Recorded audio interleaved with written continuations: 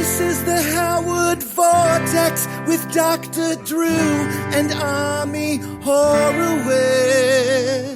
This is the Howard Vortex with Dr. Drew and Ami Horowitz.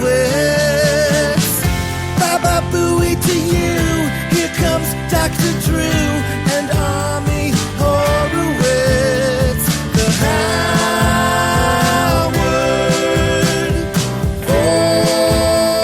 Vortex. Howard.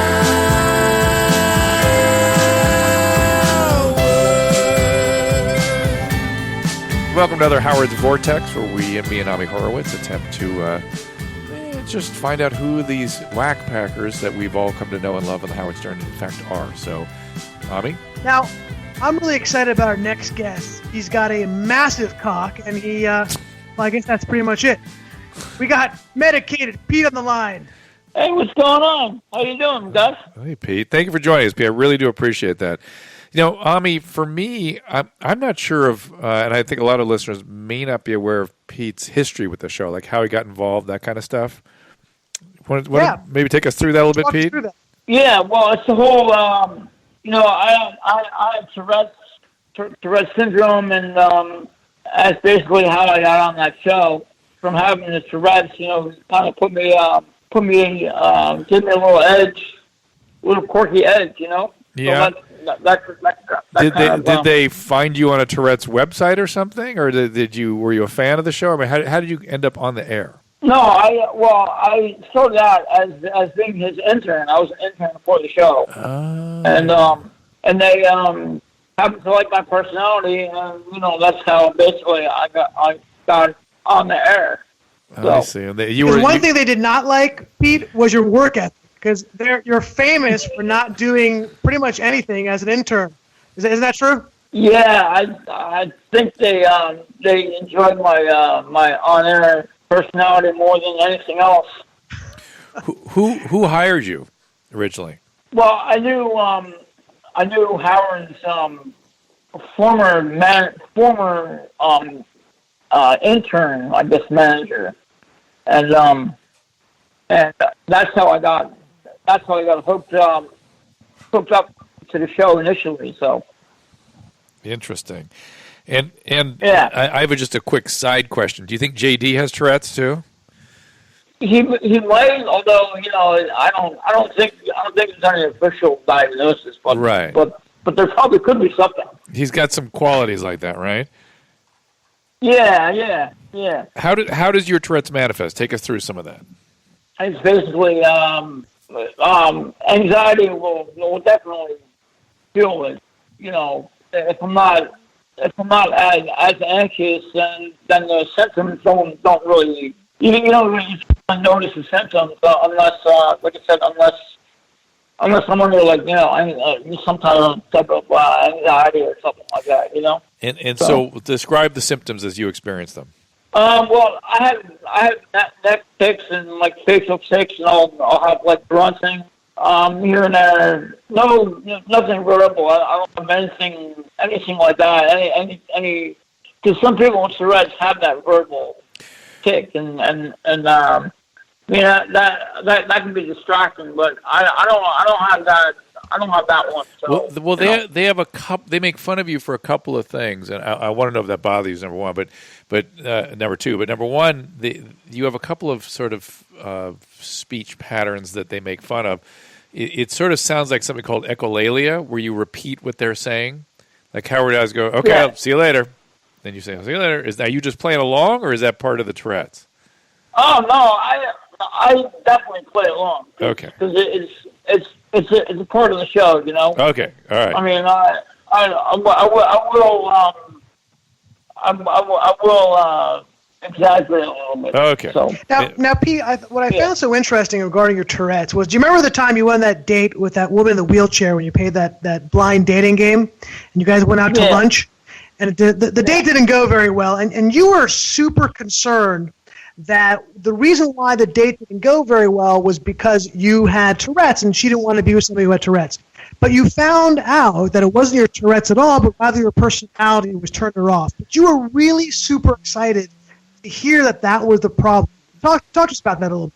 My Tourette's might have been a problem. I don't know. I don't know if anything else. Well, I mean, people have to try to look past it a little bit in order to figure out who I really am. So I mean, it probably was more Tourette's. Well, as far as I'm concerned, it probably was more Tourette's than anything else. But I'm saying you seemed genuinely excited when Howard said that your Tourette's had nothing to do with why the date went badly. It was she just like your personality. You weren't asking her any questions. You weren't asking her anything about herself, but you seem really relieved to hear that. You know what? I was relieved actually because I did think it was the Tourette's, but I've never been really experienced in dating before, so maybe I was a little rusty on that, Well, you mentioned on the dialogue. You mentioned the real Pete behind the Tourette's. Who is the real Pete? Describe to me what you meant by that. If I remember, she was not that bad looking at all. She like maybe my height, like 5'4", 5'5", something like that. Like blonde hair, like blondish type of hair. She's very attractive. I think you missed my question. My question is you said you like people to get used to the Tourette's so they can see past it and find out who Pete really is. Who is Pete really? Yeah. Well, I mean, I'm a nice, cool guy. Likes to have conversations and really tries to enjoy himself and enjoy the moment. So I mean. Do you work? No. Does the Tourette's prevent that? It could be a problem. I don't know exactly. And so why not work? I don't know what it could be if it's a Tourette's thing or if it's something else. Well, Pete, it's interesting. Do you remember when you were dating? Obviously, you do remember. For the rest of our audience, Pete was dating a woman named Sarah. Well, that was her on-air name. And Sarah was this, and I've seen a video of her. This very tall, beautiful, truly intelligent woman. I believe she was pursuing her master's at the time and had a great job as well. And Pete, she was really into you. And by the way, for those who don't know, Medicated Pete that well, unlike a lot of the Wack Packers, Medicated Pete is a very sweet guy. Other Wack Packers are trying to take advantage of people, and our audience and Dr. Drew certainly know this. We've gone through this with a lot of people, but Pete is a genuinely nice guy. Yet this beautiful and intelligent woman was really into Pete, and Pete blew it. He blew it primarily because he would refuse to get a job, and that's all she wanted, right, Pete? All she wanted was to get any kind of job, a cashier, bag, front desk at a health club. Yet you blew it because you couldn't get that job. Can you walk us through that, please? Well, I did have a job. I had that job. I had a job at this health club in New York, and it actually was a good job. I was there and checking IDs and everything, and then what happened was I got sick and I ended up in the hospital, and then I think after that they couldn't hire me back for whatever reason. I tried to get the job back. What'd you end up in the hospital? What were you? They were able to hire me back. What were you hospitalized for? What's that? What were you hospitalized for? I think it was. It had to do with some sort of anxiety, I think. So, and I just So it was a psychiatric hospitalization. Yeah. How many times have you had to? I had to get medicine for it and all this stuff. Right. Did you at that time? Did you start hearing voices or anything of that sort? What's that? At that time, did you start hearing voices or anything of that sort? I wasn't hearing voices, but oh yeah, maybe maybe I was. And I don't remember that. I was close to 6 years ago already. So You were what? I'm sorry. But they gave me medicine for it, and I was able to control it. And what did they call? Did that episode have a name? Was it? There was sort of like a psychotic episode, and so was that associated with the Tourette's, or was there some other thing going on? It could have been the Tourette's. I mean, it could have been OCD. It could have been because I'm OCD too, so Sure. a lot of stuff. Sure. A lot of stuff going on there. So. Right, and you know those kind Could of. have Those kind been a of lot of complications. right, and so the OCD and the Tourette's go together. Sometimes severe OCD can look kind of like schizophrenia, that sort of thing. Have they ever been toying with that diagnosis? Dr. Drew, don't forget he had hallucinations when he was younger, right? Very vivid hallucinations. Yeah, I did. Yeah. Those were visual. Wait, that was, what did you hallucinate?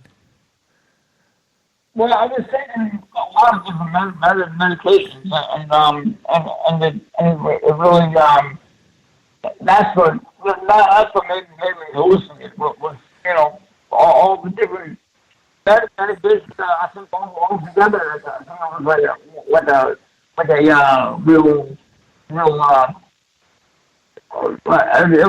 It was a combination of all the medicine, So you had visual hallucinations then, right? Yeah, definitely. It was the medicine. Okay, and so you were sort of confused and having visual hallucinations, because that's kind of what medicine does. Does that make sense? Yeah. Right. Right. Right. So I just want to make. I'm trying to figure out what's causing these recurrent hospitalizations, and it sounds like you get into these episodes where you start hearing things, your anxiety becomes overwhelming, and I'm wondering what they call those episodes. Did they ever give a name to those? I think there's a name, but I'm not sure what they would call it. So let me ask this other question I was sort of building towards a minute ago, which was that Tourette's and OCD can sometimes even overlap with schizophrenia. Were they ever using that diagnosis? No, never schizophrenia. No, never that. Okay, so the psychotic things are just these episodes you get, and bipolar, has that ever been part of the story? They did say that. They did say bipolar, but they did, no. I'm sorry, Pete. They did or they did not say that.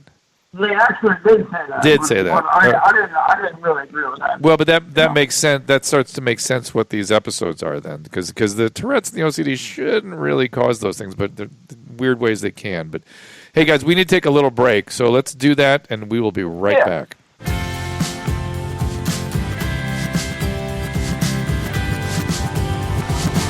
Fight me, you loser! Oh.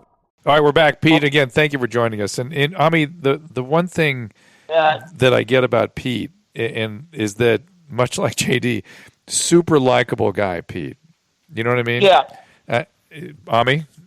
Yeah, no, agreed. Like I said, there are a lot of Wack Packers out there that are not so pleasant, but Pete really tries. He's a nice guy, he's a sweet guy. Like I said, doesn't take advantage of people. And I'm surprised he doesn't have a girlfriend to that end. That's the thing, that's the surprising part about the whole thing. I mean, I'll say, I'll even agree. It's very surprising. And Ami, as you mentioned, he's got the big penis. He's got a lot of. That doesn't hurt, man. That doesn't hurt. I got the whole package. Right. Well, you got the package. You got the package. I'm definitely attended. The whole package would include a job, but the package you've got. So I think, Pete, it's so interesting. So I think a lot of it is the social awkwardness that you have, right? Well, that's what it is. Yeah, you're a decent-looking guy. Again, you're a nice guy. And the question, Dr. Drew, is when it comes to this social awkwardness, which I'm sure comes from the fact that you're self-conscious that you have this OCD, you're self-conscious that you have this Tourette's. What can he do to fix that? Well, it's not strictly speaking a self-consciousness, though I'm sure he has that as well. It's the biology of his condition makes him super anxious and makes him herky-jerky in terms of dealing with social interaction. It's part of his biology. Yeah. Let me ask this, and because Ami, these are biological conditions, most people treat a lot of it with medication. What medicines are you on? Every time they say, here's Medicated Pete, I think, what medicine is Pete on? Well, Would you mind sharing that? well, I'm not currently not on medication right now because no, I don't like the side effects.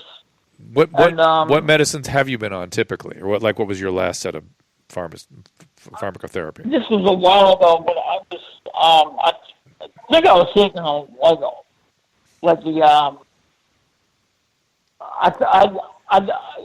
you know what it was? I think it was the Klonopin that was the worst.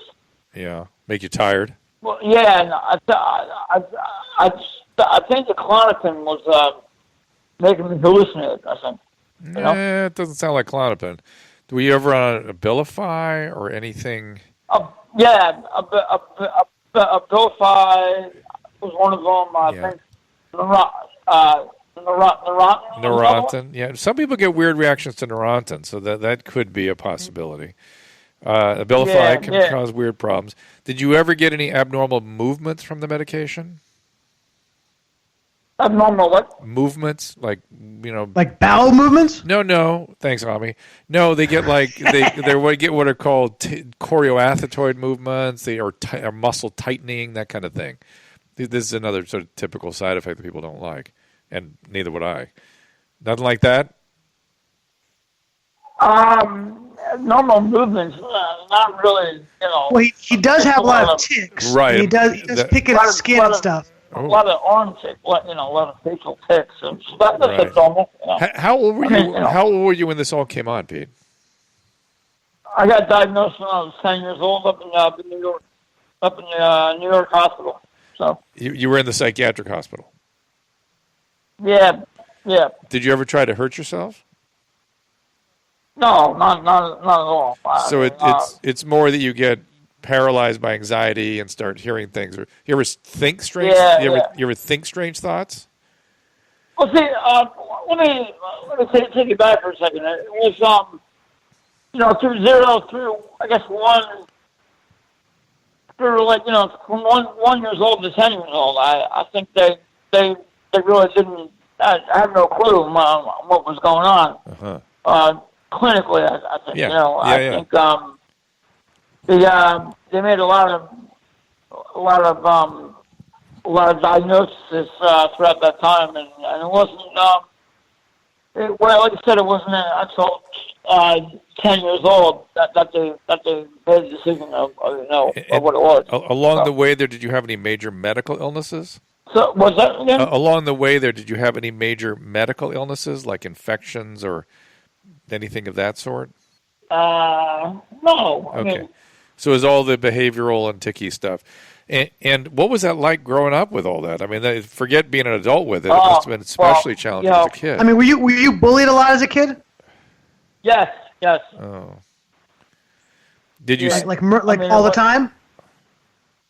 Not all the time, but I would say most of the time. Were you able to stay in normal school, or did it pull you out? Did you have to do something No, else? I was in like a self-contained class, Yeah. For most things, And was that as a kid? Was that embarrassing to you? Yeah. That's tough for a kid to be different, man. It's really tough. It's tough enough when you're kind of quote unquote normal. I can only imagine how tough it is when you're kind of separated. It's tough, but it sounds like they separated him in a way where he was really getting what he needed. So in a way, kids when they really get the support they need, they feel relief too. So they're not just being bullied and sort of cast out into the the mainstream, so to speak. Is that about right, Pete? I think that sort of hurt the social interaction with with girls and all that stuff. Right. I think that kind of played into it a little bit, Sure. And the first time you got laid was you're in your 30s, right? For what? The first time you got laid, you were in your 30s? Actually, it was. I remember exactly. It was 2000. 2004 is when it was. And then since I joined, the Howard Stern show, well, I was able to get laid done also. But between between 04 and 09, no. Do you get? Yeah, it's tough to have a dry spell. Yeah, do you get depressed? And so you say dry spell. I'm going through it right now. Another big time dry spell right now. Where do you live, Pete? I live in New Jersey. I live in a town called Shrewsbury. So Ami, can't but he means say you live at home. You live at home, correct? I live with my mother. Yes. Did your father pass away? Huh? No. Is your father around? Separated. My parents are separated. How old are you now, Pete? I'm 42. Ami, can't you? You're close enough. Can't you help Pete out? Don't you know somebody? Yes, I would love to help Pete out. Absolutely. It's listen, tell us more about the depression that you're going through right now. The what? Tell us about the depression that you're going through right now. The dry spell? No. Did you say you were going through depression right now? No, I think he said dry spell. Oh no. Dry spell. Yeah. Yeah, dry. Well, that would, and that doesn't. And totally honest here, the dry spell. Said before, I couldn't hear what you were saying. I'm sorry. No That's problem. Okay. But how difficult is it for you to handle? Because you go through, it seems like, these waves. Like there are times you're getting laid by porn stars. You're getting laid by that hot chick Sarah, the chick in the wheelchair, and then it goes through years of a dry spell. That's gotta mess with your psyche, no? It does. I tell you, it's very.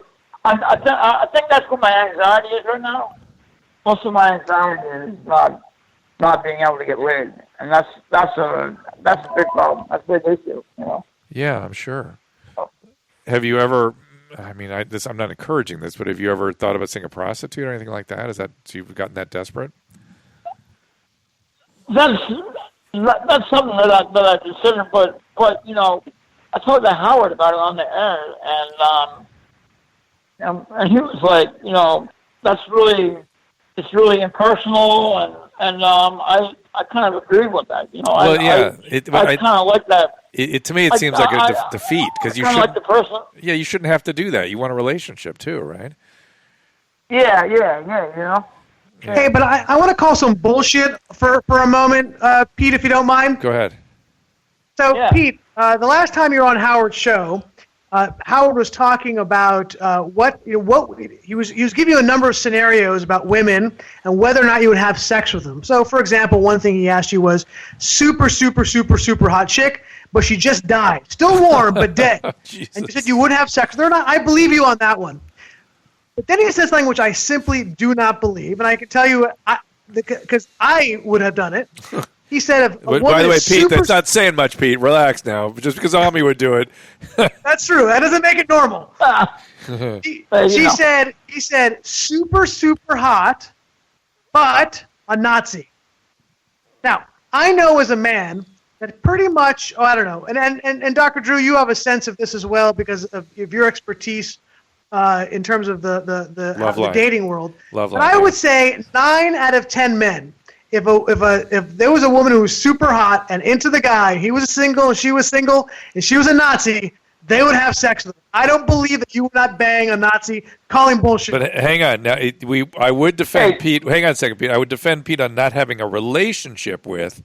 But I understand your skepticism. I understand it. I see what you're saying. Yeah, just like a one night thing, Yes. He would do that. Pete, you would do that or you wouldn't do that? Well, that's a tough one because the real drop that I'm in right now, and the situation that I'm going through.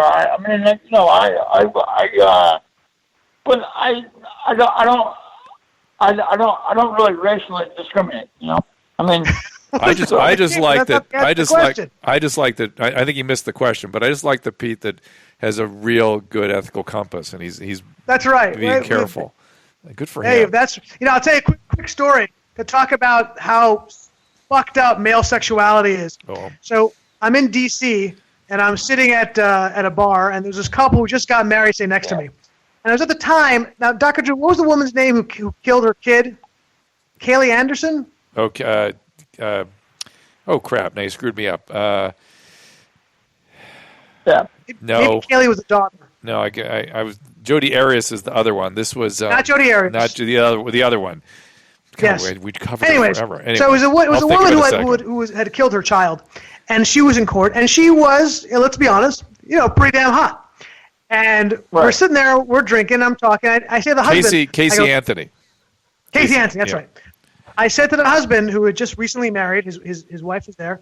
I go, come on, if you were single, right, you'd fuck her, right? And he goes, absolutely. And his wife freaked out and said, I can't believe I married you. And she got up and stormed off. Oh my God! Well done, Ami. Yeah. another happy customer.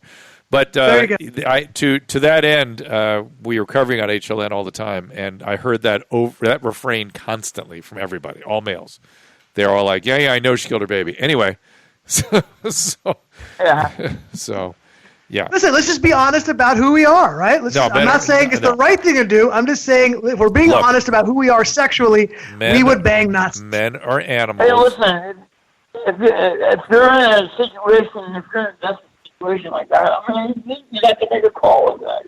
Well, but even though, Pete, you're feeling desperate, I like the fact that your ethical compass works still. See, Ami's saying that his stops working pretty easily. I don't think I have a compass. You do. It just stops working. All right. So, and by the way, one last aside about Nazis and having sex with them. The biggest pornography in Israel, right after when Israel was first created, right after World War II and after the Holocaust, the biggest porn in Israel was Nazi porn. That's just so crazy. You know. Well, that gives you a little window into how the human brain works. But Pete, is anyone encouraging you to get back on medication? Because I'm just wondering if that would help you function better in the world or help you with your social stuff. Because I don't know, it just seems like, or either that or some cognitive behavioral therapy where somebody sits and kind of really works with you on some techniques to deal with the symptoms and the anxiety. Go ahead. I did take cognitive therapy before, and that worked a lot. That was good. Did you stop applying the techniques, or do you need a tune-up, or why isn't that helping? I applied all the techniques, and I tell you, it really works. It's working for you now, or it used to work? It works for me now. And you still do it. You still do it. I apply all those techniques. And, give us an example of an easy one, so people can understand what we're talking about. No, I it's like all these like behavioral things and stuff like that. Use one that you use, like if you get anxious, you use right now. Well, I mean, I'll say what I'm doing. I'll just kind of analyze the situation and just sort of like stay grounded, and just say, it's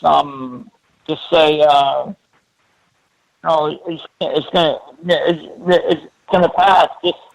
Just give it some time, So take a breath, kind of thing. So one of the more stressful sort of situations that it seems like you've been in lately was where the Stern Group had you try to sell a car. That seemed like that's a pretty high order task if you haven't been working for a long time, right? Yeah. How was that? How was that? Yeah. How was it selling? Well, I heard the analysis, but what did you experience? How was it for you? That was pretty cool, actually.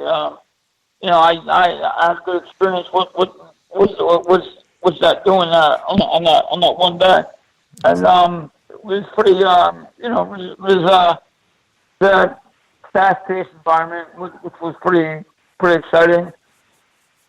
Going through that, and I had a good experience doing that. So that was good. They put you in a tough situation, but that was good. And I'm not trying to stir crap when I ask this question. I'm just curious what you experienced. My daughter actually gets on my case. I think I've mentioned this on this show for being a Stern fan because she says they make fun of people with disabilities. And do you ever feel like that's an issue for you? ever feel like the disability is keeping me from doing things? No. Do you feel bad when they make fun of some of your Tourette'sian stuff, your Tourette's symptoms? No, I don't have a problem with that at all. So. And overall, being a part of the show has been a positive thing for you? All positive. Yeah. Hey, I was also just interested. I know you said you live with your mom, and so are you close to your mother? Yeah. Yes. And does she ever ask you about kind of why you're not bringing girls home, why you're not having, I don't know if you tell her you're not having sex. I don't know if you guys have that kind of discussion. Like, how does she feel about you not having both a relationship or even just having sex with a girl? Do you guys have that conversation? You have that kind of relationship? We don't have we don't have that discussion. Does she worry about what's going to happen when? I mean, how are you going to support yourself when she's gone, or take care of yourself? Is that something that she worries about? Well, that's the thing that I kind of talk about. Yeah. I mean, I'm kind of concerned about this. I don't about like being alone and all that. Yeah. How you guys planning for that? Not really, but I mean, it's definitely a big concern of mine. I think that much. Sure. So, do you know any of the other Wack Packers? Do you meet people from the show? Oh yeah, of course. Who do you hang out with anybody, or did you enjoy hanging out with anybody? I wouldn't say hang out with anybody, but more acquaintances. I didn't hear that, Ami. Did you? So yeah. Like I do talk to them, Who's that? It's not like I don't talk to them. Who do you talk to the most? Would you say of the other Wack Packers? I would say probably Eric. Eric. So, that's interesting. Yeah. That's an interesting combo. And who would you say is the biggest dick among the Wack Packers? Well, it depends what you mean by dick, Ami. Because I'll leave that. I'm imagining Bigfoot in a bad moment would not be pleasant. Like, who's like the biggest asshole of all the Wack Packers in your opinion? Well, I'm not going to put down fellow Wack Packers. I don't have a problem with. I don't really have a problem with anybody, so it's not. I really don't have an issue with anybody, so it's not. Ami gave Eric a bunch of crap for taking advantage of the system. He doesn't have. I mean, he's got some psychiatric stuff going on, but it's not as troubling for him to function as say it is for with your symptoms. And so Ami gave him some grief for that, and he took it. Pete, are you on any kind of financial assistance from the government? Yes, I am. Yeah. So, what kind of stuff?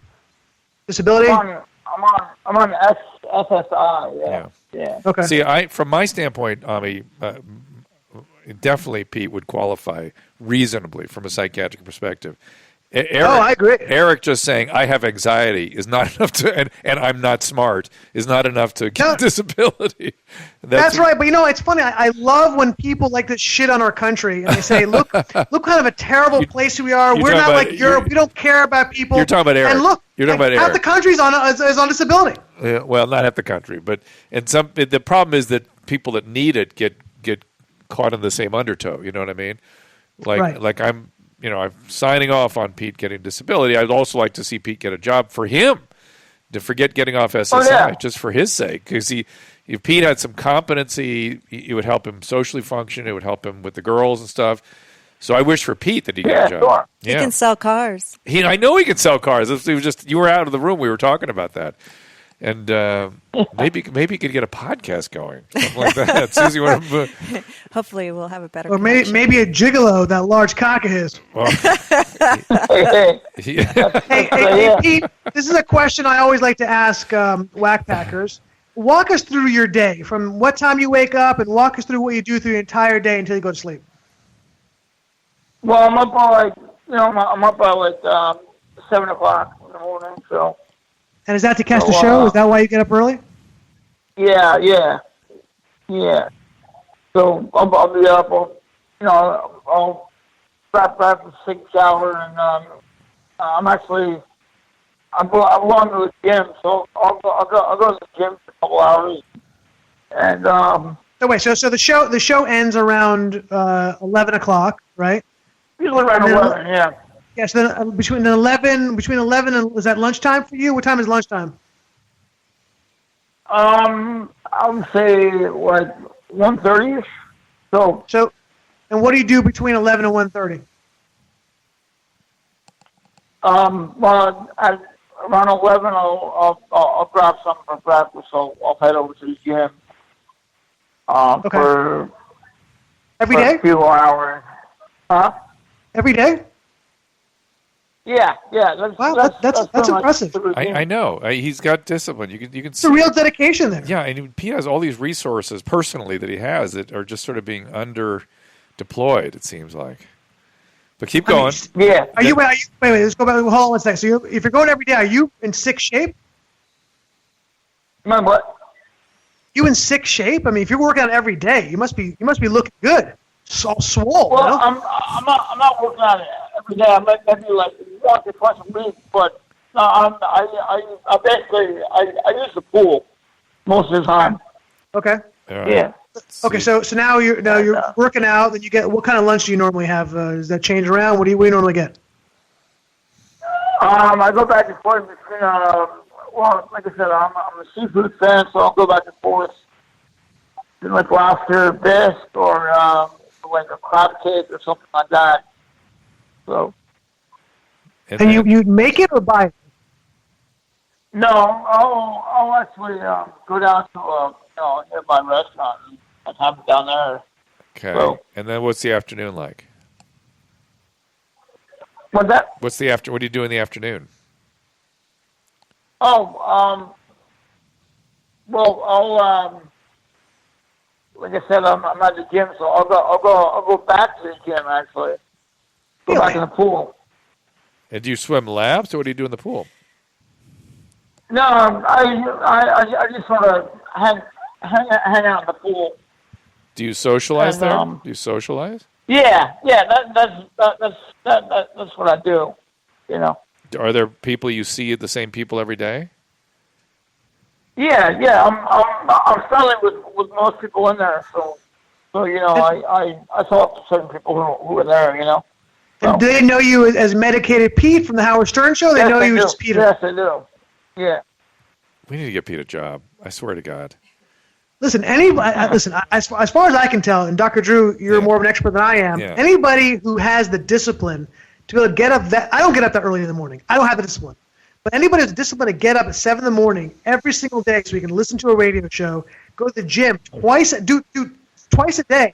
I mean, that's an incredible amount. To me, that means a guy can get a job. It does, except you can't.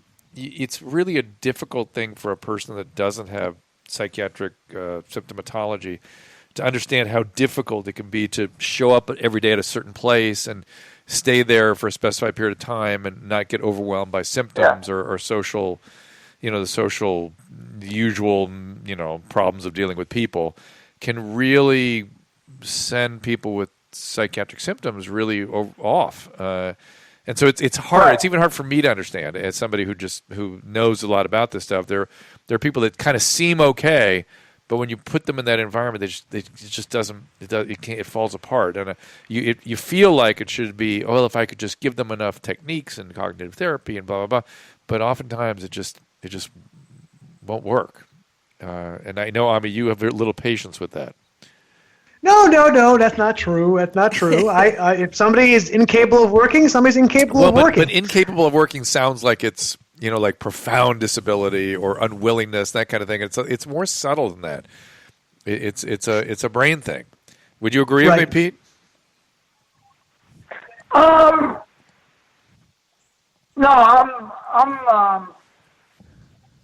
I think if you're asking me for mental constant, I can concentrate given the right circumstances. Do you want to work?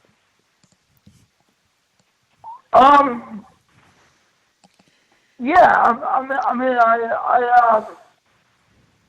I would enjoy any interacting with people. I just like to get involved. I mean, like to be in the middle of things. Yeah, I get it. That's my thing. But you like people, and they like you. Have you ever thought about like working at a Starbucks? Although it's kind of stressful, but anything like that? Well, I wouldn't call it stressful. Yeah, but something like that would I would go for something like that. All right, I'm gonna see if Gary or somebody can help Pete get a job, and they can document everything that happens. Right? Oh, do we lose Ami? No, I'm here. No, actually, no, you're right. I hear you. I definitely hear you. One thing actually I wanted to know about work, like if you want, what do you want to do? If you know, take it back. What did you want to do growing up? What did you want to be? Well, listen, I wanted to get into some sort of acting, get into the acting business and that sort of thing, Even as a kid. It's funny. It's weird. I see myself being in that sort of business. I like that sort of stuff, and I think it's just like I don't know. I gravitate to that for some odd reason, you still want to pursue that, right? But you still have been doing some small roles, even some larger roles in smaller films, correct? Oh yeah. I'm as much as I can. I'm going after stuff like that. That's just me. It's just who I am. I think like I'm like. I don't know. I think I'm an actor or stuff like that in some strange way. I don't know why. To be, and you know that I do like you very much, Pete. I think you're a great guy. But if I'm going to be honest, you're a horrible actor. I mean, let's be frank. I've seen clips of you in these films. But wait a minute. But you can't. I would argue he's a good performer, though. He may be a bad actor, but just judging by how he gets along on Stern and stuff, he's a good performer. Well, okay, but being a good performer, even that's true, is not good enough when you're acting. I mean, Pete, if I remember correctly, you can't remember any of the lines, right? Yeah. Well, that makes it kind difficult. Of an important skill set in acting. I gotta get better at that. But. Well, Ami, how dare you? Marilyn Monroe couldn't remember her lines. They wrote him down inside the drawers, and they held them up by the camera. Just when he walks on the set with two pairs of tits like that, then okay, maybe I could forgive him not knowing his lines. All right. No, Pete. I guess my point is that I've heard a lot of your acting, and frankly, your singing. Which, by the way, your singing is a lot better than your acting. It's just still not very good. But it just seems like there's almost this, and Dr. Drew, I don't know, maybe you can speak this, a bit of a delusion about how he thinks he. Make this his life. Remember I explained to you about the Dunning-Kruger effect when we were having Jeff sing to us? Remember? Yes. It's the same. It also applies to our good friend, Medicated Pete, correct? Yes. Pete, you do think you're a good singer, right? I think I can sing a little bit. You should sing for us. Can you sing? No, you can definitely sing a little bit. That I would agree with. Yeah, I think so. Go ahead. Give us a couple refrains. Give us a classic Pete Purple Rain. Oh man, I try to do this Come on, man, you could do it. You could do it. Acapella. It's really hard to do. Drew, why don't you sing? How about the national anthem, Pete? Try that. Oh, say, can you see? All right. You can start lower. Take it from "Oh Say Can You See." Oh yeah, all right. Oh say can you see? You start by the dawn's early light. Was so proud. Oh, too high. We started too high. But I get why he likes to sing and why the singing overrides some of the Tourette stuff, Ami. I can actually sing higher, but that's whatever. He's got to warm up. Got to warm up. Let's do it. Let's do it line by line. You follow me. It's not what we're doing. Really, Start really lower, serious, Mac. Yeah, we're not going to end this podcast until we hear Medicated Pete do the entire song of the national anthem. No, he cannot sing. The national anthem is a hard song to sing. I'm telling Okay, you. Jude, come on, you can do it. You want me to do it with him? Okay, so Pete, let's start down here. Oh, say, can you see? You go after me. Oh, say. Oh, say, can you see? By the dawn's early light. Let me actually go lower a little bit here. There you go. By the dawn's early light. By the what? Oh, man. What so proudly we hailed So proudly we hailed at the twilight's last gleaming.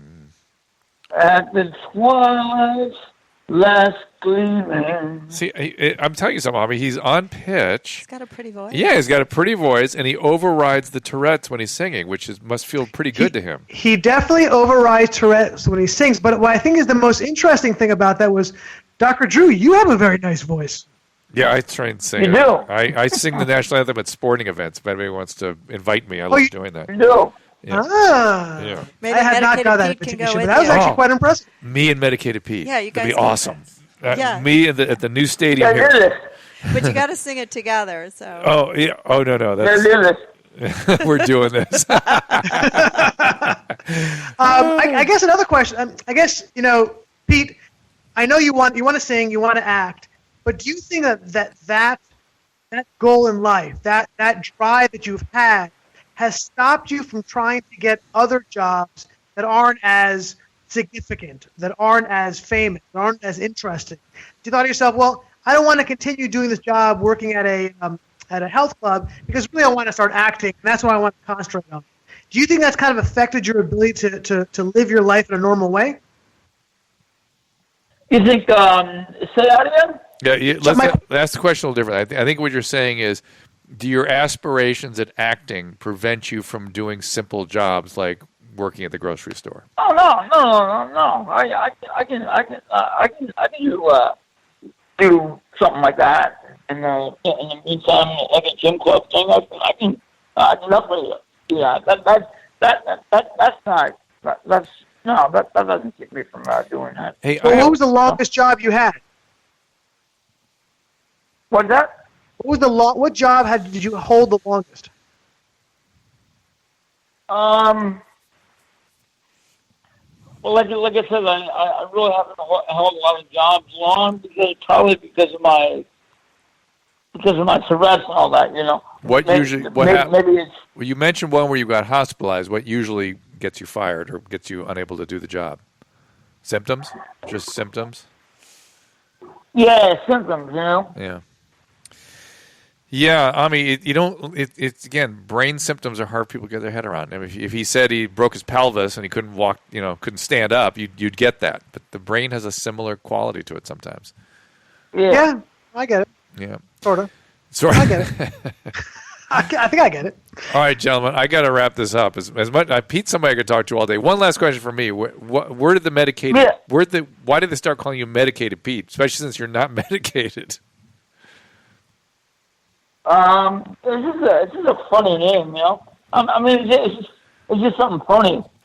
It's funny. It just works. And Ami, I'm learning as we interview the Wack Packers that often their reputation is different than the reality. I mean, I expected Medicated Pete to be on a ton of meds, none. I expected Jeff the Drunk to be drunk. He hasn't been drinking lately. You know what I mean? And so the name. Well, these are things. These are tags that did exist in the past, but they've actually maybe bettered themselves over the course of time. Well, it just doesn't capture what's going on with them in the moment. That's all. Even though it doesn't matter, because we all feel, those of us that are fans of Pete, for instance, just feel like we kind of know it. We kind of know what his symptoms are. We know what his deal is, and we love to hear the situations that they put you in. Though there was one time. Maybe that was Sour Shoes. They were doing some stuff in the studio, and I was like, ugh. makes me uncomfortable to hear some of this stuff. It's usually involving your penis, Pete, to be honest. That's usually when it gets a little bit uncomfortable. So, all right, gentlemen, we're going to wrap this thing up. Pete, we do appreciate you talking with us. I know that technically we had some issues here, so appreciate you putting up with all that. And we hope sounds better now. Yeah, hopefully we'll get to meet you someday in the studio or maybe in the city or something like that. Ami, you're close by there. Like I said, you got to get him a job. Yeah, Pete, thanks for coming on. You're a real gamer. Thanks a lot, guys, for having me. I appreciate it. All right, Pete, thanks so much. And we'll see you all next time. This is the Howard Vortex with Dr. Drew and Ami Horowitz.